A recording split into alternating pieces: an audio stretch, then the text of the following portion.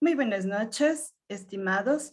Hemos invitado al magíster Francisco Guzmán, docente del área de lengua y literatura de la Unidad Educativa Fiscal 24 de Mayo, eh, con el problema de aprendizaje en el área de lengua y literatura de los niños y niñas durante la pandemia en la Unidad Educativa Fiscal 24 de Mayo. Adelante, magíster. Buenas noches con todos, más bien un gusto y adelante, no sé en qué les puedo ayudar. Buenas noches, magíster. Para mí, me presento, Maite Gómez es mi nombre. El día de hoy estar con ustedes es un gusto porque podemos conocer más del ámbito educativo y más si es que usted ya es alguien que ya está aplicando la profesión y para nosotros también que estamos futuros a obtenerla. Bueno, como mencionó mi compañera, nuestro problema se basa prácticamente en el área de lengua y literatura. Nos hemos enfocado en lo que es en los niños de primero de básica, del paralelo A, ¿no? Delimitando lo que ya es nuestro problema. Entonces, le voy a hacer unas preguntas, las cuales serían las siguientes. Por ejemplo, durante la pandemia, ¿ha observado tal vez usted algún problema de aprendizaje en el área de lengua y literatura? Si es que nos puede mencionar cuáles ha podido usted observar en los estudiantes, nombrándonos algunos, por favor. Ok, bueno, como ustedes saben, la pandemia ha trastocado todos los sectores y principalmente el de educación.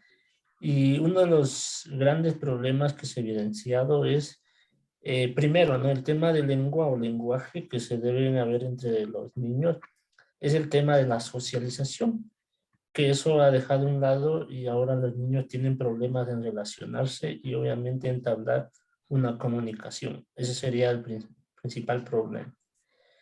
En cuanto al tema de literatura, yo diría que el problema más significativo es el tema de tener un vocabulario mucho más amplio, que eso se lo adquiere con una lectura diaria y cuando estamos detrás de un computador, generalmente ya no lo vemos, ¿sí? Más nos hacemos visuales y la lectura queda en un segundo plano. Entonces, ese vocabulario se disminuye y por supuesto, eso luego acarrea problemas en la secundaria y en la universidad. Listo, muchas gracias. Concuerdo con usted. Magíster tiene toda la razón. El ámbito de la comprensión lectora está muy bajo. Y como usted dice, el aprendizaje cambia, ¿no? Y dentro de que ahora ya tenemos esta nueva modalidad que ha dictado el ministerio, ¿cree que usted existe o existirá algún cambio en el aprendizaje de lengua y literatura ahora que ya están retornando a clases? O sea, ¿cree que va a haber aspectos positivos, negativos? O sea, ¿qué es lo que usted piensa conforme a esta nueva realidad que vamos ahora a vivir, ¿no? Porque hay muchas cosas, ¿no? Que los padres, tanto padres como estudiantes, están también adaptándose a lo nuevo de ahora. Bueno, prácticamente estamos regresando a la modalidad que ya lo sabemos, ¿no? Que era el tema presencial. Sí, lo único que era que estábamos en el tema virtual y regresamos nuevamente a la presencialidad, donde obviamente la relación profesor-estudiante obviamente va a mejorar y con los compañeros. Entonces, el cambio es bueno, pero también habrá que tener en cuenta que el tema virtual también hay que ver la parte positiva, no es que la parte virtual fue todo negativo, entonces eso también debe rescatarse en las clases, ¿no? Pero por supuesto, va a haber un cambio y obviamente ese cambio es a que mejoren las capacidades cognitivas y de aprendizaje. Listo, muchas gracias. Tal vez dentro de la institución, durante las clases, bueno, digamos, durante esta realidad virtual, ¿usted ha podido observar algún problema, sobre todo en el ámbito del lenguaje? Si es que algún niño o niña ha presentado, tal vez nos puede mencionar si es que ha existido eso y también darnos un porcentaje más o menos. Cuéntenos sobre ese tema. Ok, el tema del lenguaje, si hablamos de primero de básica, obviamente yo tengo el tema de preinicial y obviamente si en preinicial estaban en una educación virtual, de seguro tienen problemas, por ejemplo, en pronunciación de ciertas palabras o consonantes, ¿sí? Como la R, la D, ¿sí? O fonemas que de pronto se les vuelve muy complicado y cuando eso sucede es porque justamente eso no se desarrolló, no se hizo en el aula y yo diría que eso es el principal problema, de que hay fonemas que de pronto no lo pueden pronunciar. No son todos, obviamente es un caso, pero sí ha habido un aumento en este tipo de problemas. Concuerdo con usted, y como pasan ya primero y ya van pues digamos a la escuela, a la verdadera, y todavía pues en prebásica están aprendiendo colores, así algo básico, ¿no? Entonces sí es verdad que se puede evidenciar eso, ¿no es cierto? ¿Qué nos puede recomendar ahora que nosotros estamos como futuros docentes? ¿Cómo podemos, ya que nos habló sobre la lectura, cómo podemos fomentar nosotros la comprensión lectora en los estudiantes, sobre todo ahorita en esta virtualidad o también al regreso a clases? Porque hay que tomar en cuenta los dos ámbitos, ¿no? Ok, sí, yo diría que los futuros docentes, lo más primordial es saber cómo es esa iniciación de la comprensión lectora de los niños en este caso, ¿sí? Y qué problemas, ¿sí? Traen, ¿sí? De los anteriores niveles, porque una de yo diría, los retos que tenemos los docentes es corregir las falencias de niveles anteriores. Y si estamos en el nivel de básica, es más mejor corregir que cuando ya están en la secundaria, porque ahí sí ya es complicado corregir algo que no corregimos de un inicio. Entonces, más bien ahí debe ser el reto de que cualquier problema, cualquier observación que observen, hay que hacerlo y corregirlo lo más pronto. Y esto, bueno, entonces, por ejemplo, al observar un problema dentro del aprendizaje en los estudiantes, especialmente en el área de lengua y literatura, ¿cuál es el proceso curricular o la adaptación curricular, la ayuda que nosotros podemos brindarles al estudiante con este problema? O sea, ¿qué es lo que el docente realiza o puede realizar?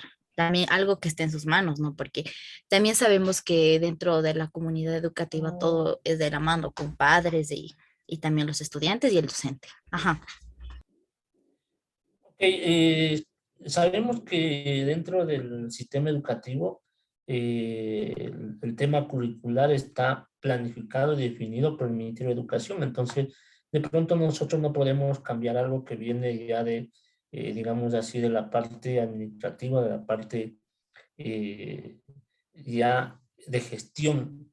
Pero lo que sí podemos hacer como docentes es más que adaptación curricular, es una ayuda y la ayuda es observando justamente esos problemas que presentan y hacer una gestión en el aula, porque yo en el aula, ahí sí yo soy dueño del aula, ahí sí el director, el ministro no me puede decir nada, porque yo soy el experto en docencia. Entonces, dentro del aula yo sí puedo hacer todo lo que esté a mi alcance. Entonces, ahí sí puedo ayudar, reforzar, dar una clase adicional, extra y todo, porque eso ya es parte de mi rol.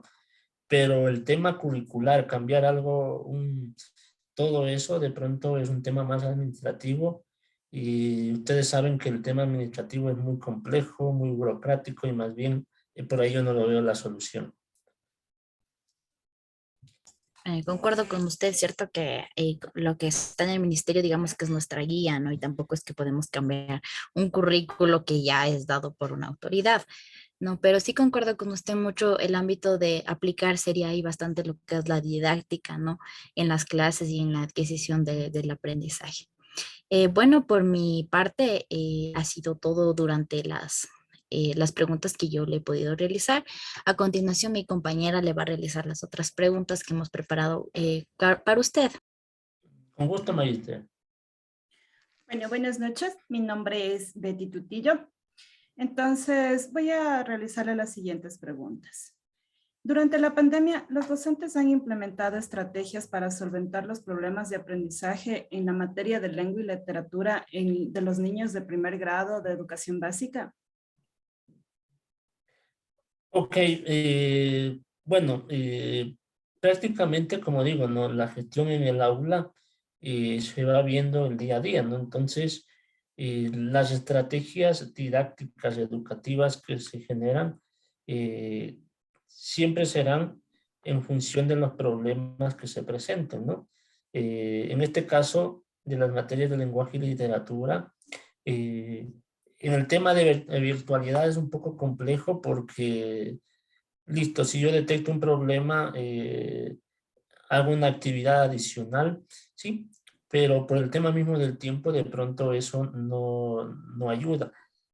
Ahí sí es necesario el tema en el aula, ¿no? En la presencialidad, ¿sí? Porque incluso en el tema virtual, de pronto yo no puedo visualizar mucho el problema, ¿sí? Porque de pronto yo solo veo un rostro, pero no veo un lenguaje corporal, no veo incluso a veces el mismo tema de la tecnología que muchos estudiantes no tienen acceso, entonces de pronto no encienden las cámaras, entonces eso dificulta eso, entonces, pero las estrategias son diversas, ¿no? Dependiendo del problema específico que se presente a cada uno de los niños.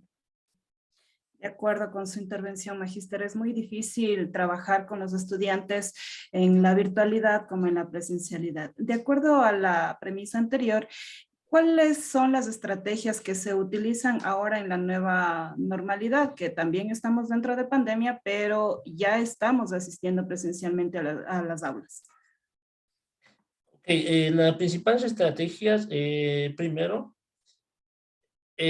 yo diría, uno de los principales es evaluar, ¿sí?